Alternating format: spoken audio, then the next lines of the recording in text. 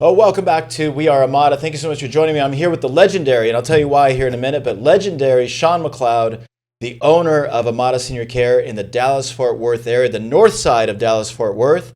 Sean, thanks for joining us. Great to be here. Thanks for inviting me. I appreciate that. Right before we started filming, as soon as you put the microphone next to Sean, he's like, I feel like I need to sing.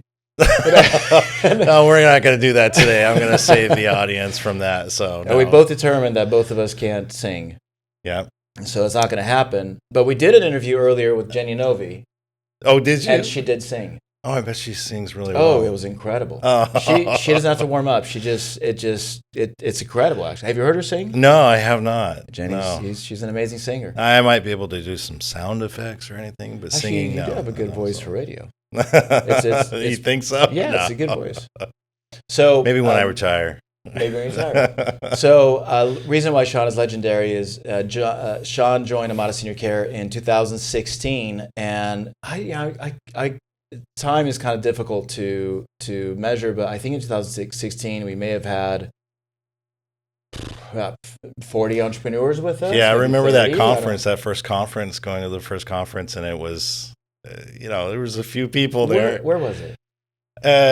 Costa Mesa? It was Costa Mesa. I think it was. Costa Mesa, 2016. Yeah, and we filled everyone into just kind of a small conference room. Yeah, and now we have to break down the walls and things like that, and pack everyone into this huge ballroom. And it's totally different now. And we're here today he's still in Orange County here, and at the Laguna Cliffs. But anyway, you guys don't know what that is. Dana anyway, Point. But it's like 300 of us here. 305, I think, was the last count that I heard. Really? So it's grown. It feels quite like a bit. It feels like a sporting event out there. It kind of does. So 2016, you start the business. Can you talk a little bit about your background? What did you do before Amada Senior Care? Yeah. So before Amada Senior Care, I was in the banking and finance world. So I was doing a lot of things in operations and process improvement and just managing parts of departments and things like that. And that's what I was doing before Amada Senior Care.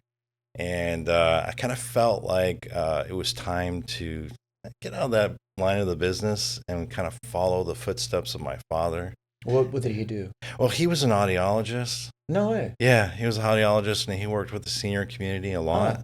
Yeah, helping them with their hearing and hearing aids. And so I kind of wanted to follow the entrepreneurial steps of my father and opening up a business of my own.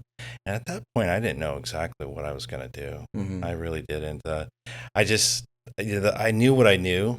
And so I thought perhaps, consulting might be something. And then I did the best thing I did was talk to my mother. My mother was a caregiver when we were growing up. Really? Yeah, she was a caregiver. And I just remember really distinctly the relationships that she built with her. Back then, she called them her ladies. Her ladies. Right? Yeah. And she said to me, she says, well, have you thought about the home care industry? Have you thought about taking care of people? Wait, was it through church? Was it community? Like how did she start doing that? She started doing that through, she got a job at an assisted living community at one point, and then she kind of branched off and did more of her independent contracting work. And she would hear about through word of mouth, people who needed assistance. So they would hire her, and I remember her just packing her bags and I gotta go take care of my ladies. No way. And I just remember that growing up, and just she liked it. She loved it. So she says, have you thought of caregiving? You're like, no, I guess so. Yeah. I'll take a look at that. Yeah, it was totally opposite of what I was thinking about at the time. Right? So we didn't find you. You found us. Yeah. Yes, I did. Did you Google? What'd you do there? No, this is funny because, I tell Jason this too. So Jason at the time, I was pulling up to a Costco, and it was a car wrap. Jason Logan. Yeah, Jason Logan. Oh, that's right. I remember this now. So Jason Logan is our franchise partner in Fort Worth. Yeah, Fort Worth. Mm-hmm. And Jason had been in business maybe a couple years before you. I think so. think so. He was pretty new too. I forgot about this. Okay, go ahead. So you pull up into. Yeah, so I'm like, it was after I had the conversation with my mother, and I'm just kind of cruising around, and I was like, I got to go to Costco. I got to something. So pulled in the parking lot, and there is this van with Amada Senior Care on the side of it. And I thought, I got to do some research on Amada Senior Care. Wow. And again, this was just right after I had my conversation with my mother about getting into the senior care industry. So I did my research, and I looked at a couple other places too, and I was just like, that's Amada Senior Care. I just like how it rolls off the tongue. That is so interesting. Usually, a lot of people they call and say, "Tell me about Armada." Or tell me about Amanda. Or Amanda. Yeah, but wait, do you speak Spanish? No, I speak Italian. Italian. Yeah. Okay. The church mission. In Italy, right? Mm-hmm. Yeah. So we both did church missions, but mine was not as fun. No, I should not say that. You shouldn't say that. Yeah. Mine was just not in another country. It was just right. It was just right. I went to Connecticut, Portuguese. Yeah. Portuguese? Yeah, Portuguese speaking, which I already spoke, right? So, but it was. I still loved it. Okay. I still loved it. How was Italy? It was wonderful. I loved it. It was hard. It was hard work. I don't know how much people wanted to hear about your message. About about the about the missionary message. Yeah. It was a little challenging, of course. My brother-in-law went to France. He's like, nobody talked to us. Yeah, it was definitely hard work, right? I think everyone wants to build relationships with everyone, and so, the Italian people were very kind. Yeah, for sure. We would you show up to their door and you start knock on the door, and I was like, hey, we're missions from the Church of Jesus Christ of Latter-day Saints, and that's fantastic. I don't want to talk about that, but how about you come in and have some nice spaghetti? That's beautiful, actually. Yeah, that's really cool. Yeah, that's really cool. So we sit down and we talk and life, and so we met a lot of people. Yeah, but the work was challenging enough. But I made great friends, and even to this day, I have good friends that live there. Yeah. So that's really great cool. experience. It's really changed my life. Yeah. So, and then again, you find Jason Logan, you guys start talking, and then you inquire, and this is around 2016.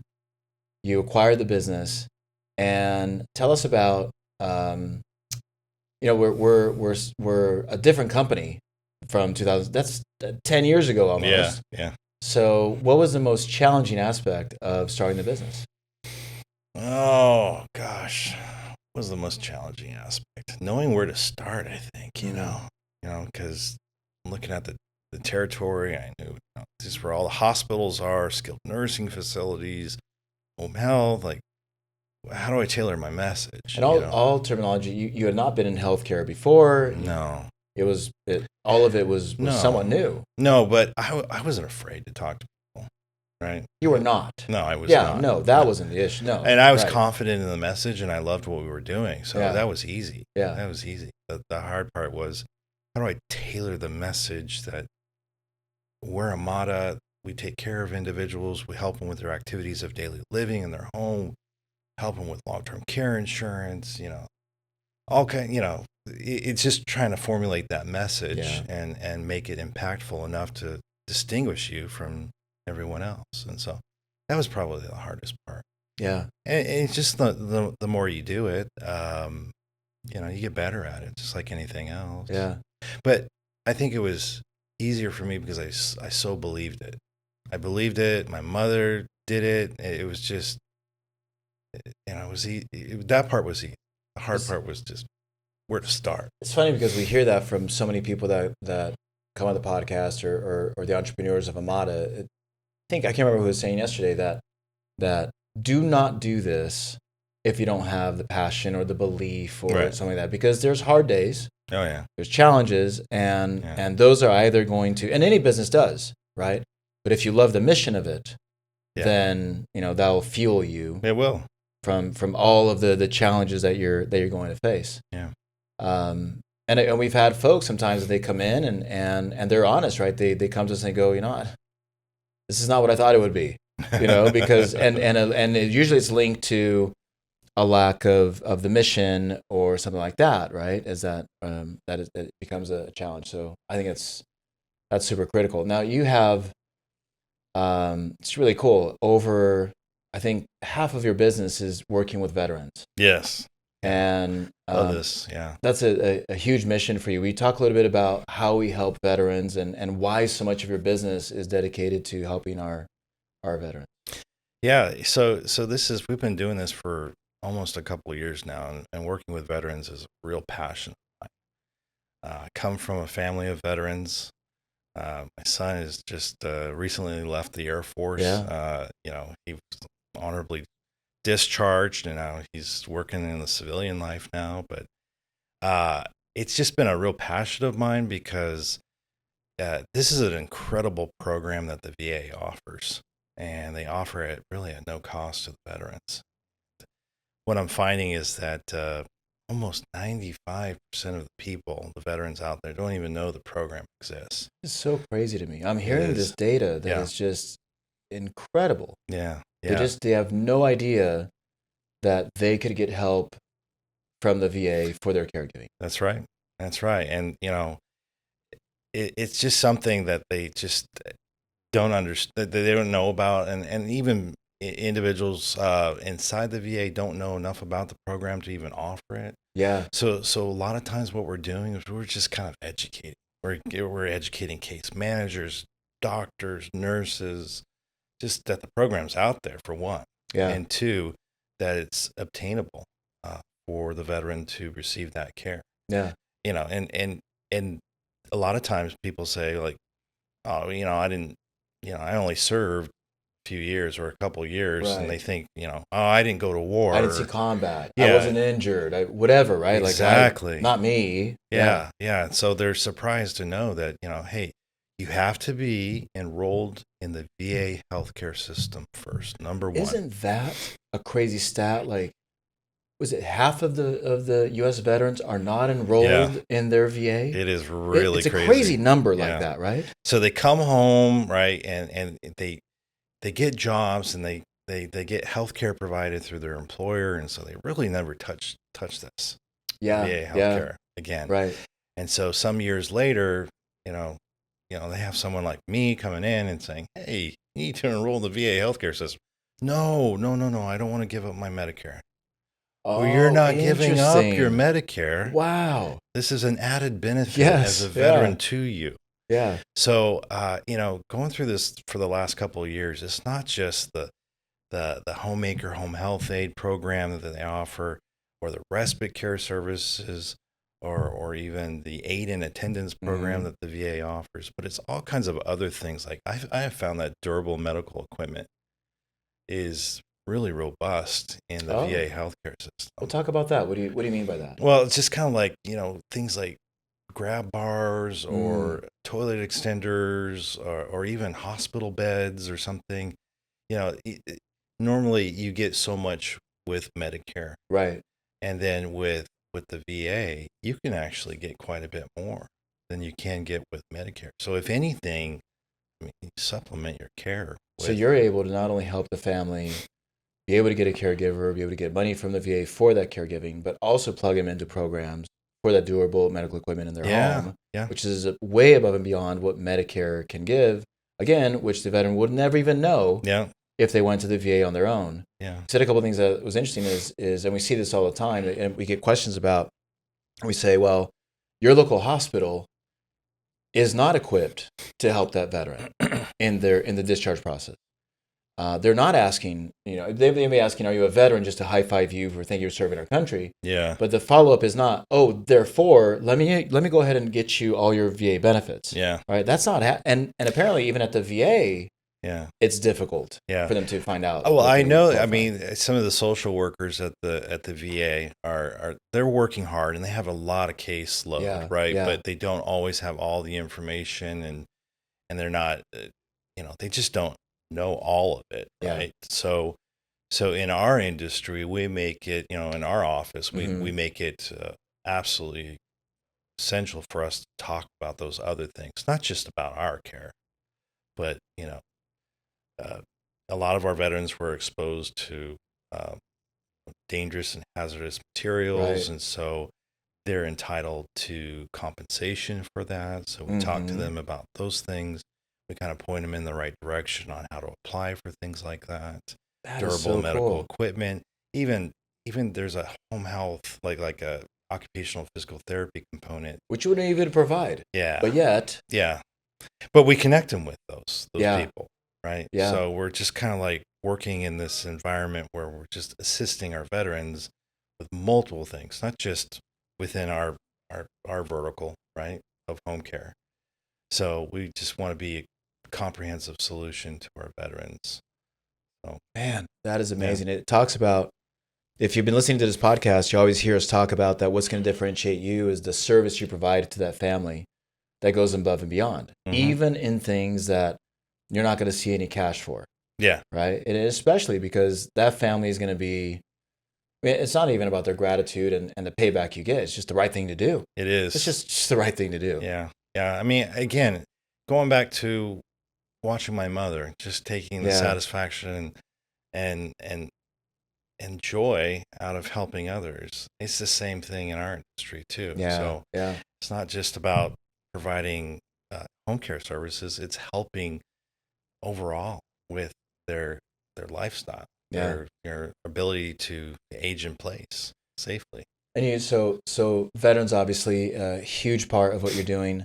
The other consultancy or advocacy that you do is helping folks with long-term care insurance. Yeah.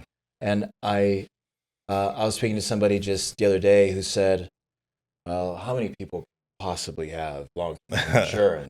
Like they're like, there's only, a few people, right? They're going to Yeah. have that.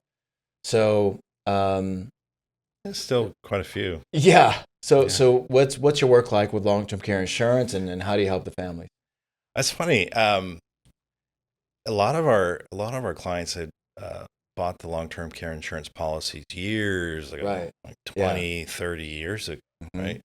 So at the time they knew, hey, that was the right thing to do, but they really don't know anything about the policy. And so many of them think that the policy can only be used when they want to go into assisted living. Well, nobody wants to talk about that. At least the people who are talking to us, they don't want to go into assisted living.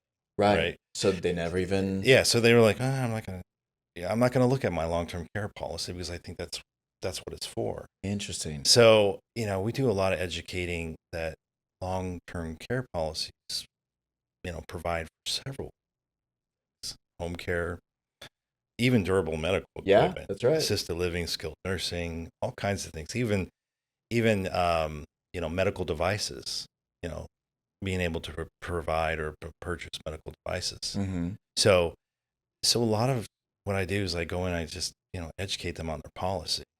Oh, you have a long-term care policy? Let's review it. I know you don't want to use it right now, but at least let's talk about it. So when you're ready to use it, you know how to maximize that. And I always say knowledge is power. Mm-hmm. It's like if you know what's in that policy, you're going to have power to making educated decisions about your care. So whether it is assisted living or at-home care, at least Yeah.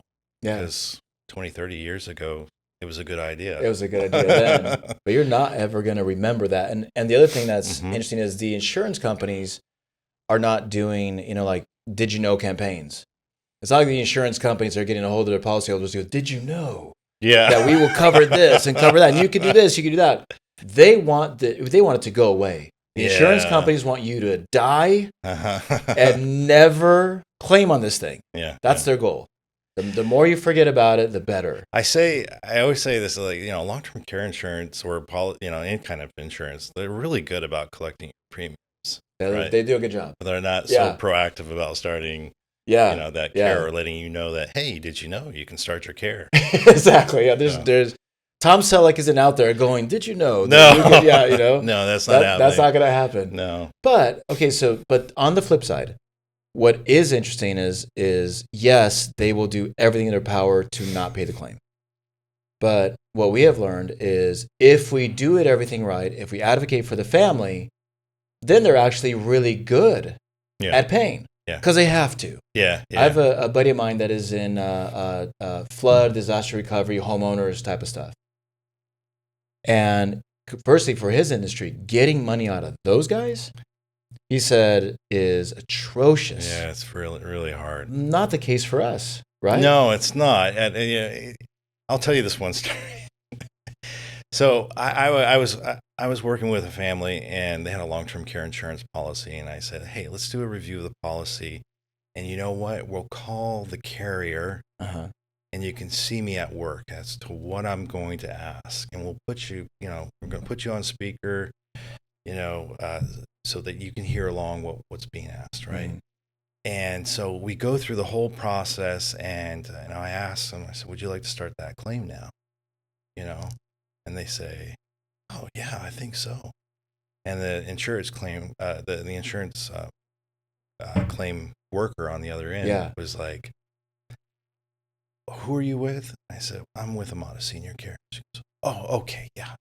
Yeah, we've worked with many Amada Senior Cares before, so. No way. Yeah. And they said, you've been very helpful to your client, our policyholder.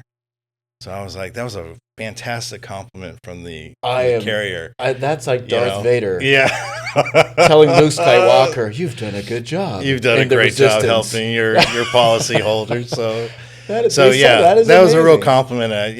It showed credibility with the client, right? That Absolutely. We've done this before. They know who we are. I had one to say, oh yeah, we have your office and in our files already. Yeah, so. we know you. Yeah.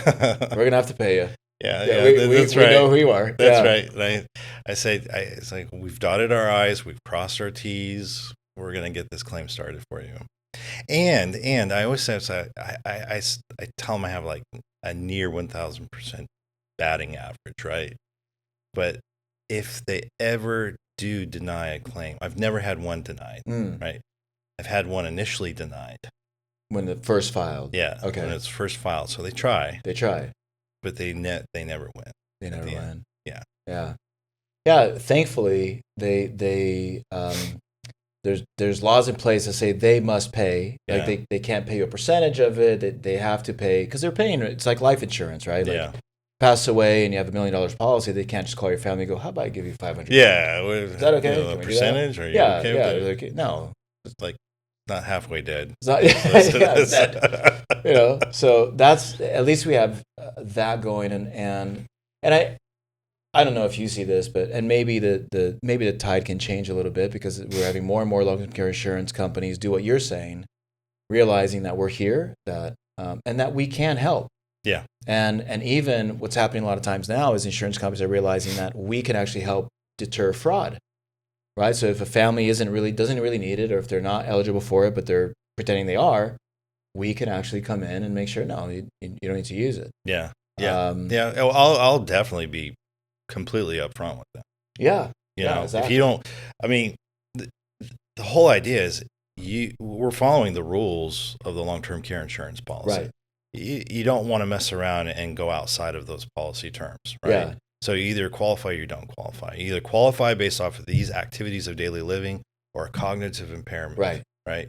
So, if we can't do that, we can't start advise the claim. The family. Yeah, exactly. And I think I've had a few conversations like that. Yeah, right? Yeah. And I think insurance companies are starting to realize that could be a powerful ally, right? That if we actually work together instead of against each other, because they won't win, then it could actually be a beautiful thing. And so that's an exciting future. So long-term care insurance, VA, and you also obviously take care of folks in any other way possible. Yeah, like I said, we try to get them things like durable medical equipment. We can provide, like within the VA, we point them in the right direction of maybe doing, applying for disability compensation, service-related disability compensation. So we want to be like an extension, or if they want to, like, for example, go to assisted living, like if that's where they want to be, then we're going to help them get there. We're going to provide some assistance for them. Yeah. So, and then, we also provide them assistance on financing. Interesting. Yeah, whether it be doing like I don't want to say they don't call it reverse mortgage anymore, but they do Yeah. an equity home. They call it equity mortgage now.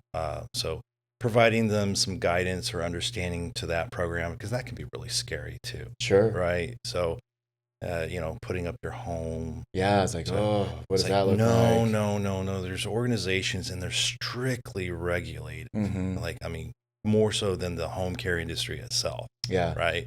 So, they make sure that they do everything right. You're not going to lose your home. You're not going to not be able to send, your home to your family. Yeah. So, there's just trying to calm them down and let them know that, hey, there are other ways to finance your care. Up so many ways that we are able to advocate for the family. Mm-hmm. It's such a landmine. Mm-hmm. They don't even know there's landmines out there. There's so much that families don't know when they're trying to figure out how to take care of dad. And we always talk about is, I think most people that look at this business, they may not understand that we're not talking about $2,000 a month. We're not talking about $1,000 a month that the care is going to be. Yeah. It's very normal that it could be $5,000, $10,000, $15,000, $20,000, $25,000 that the family needs to come up with. Yeah. With Amada or any reputable home care company. Right.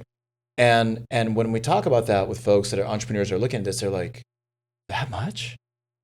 And so now you talk about, then you can't just be a company just saying, I'm going to give you a very loving caregiver. Yeah.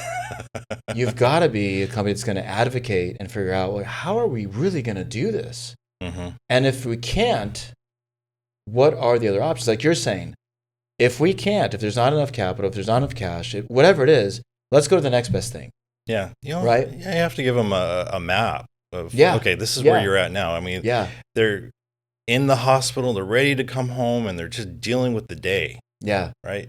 So you kind of have to provide, some guidance or a map as, okay, here's your transitional care plan.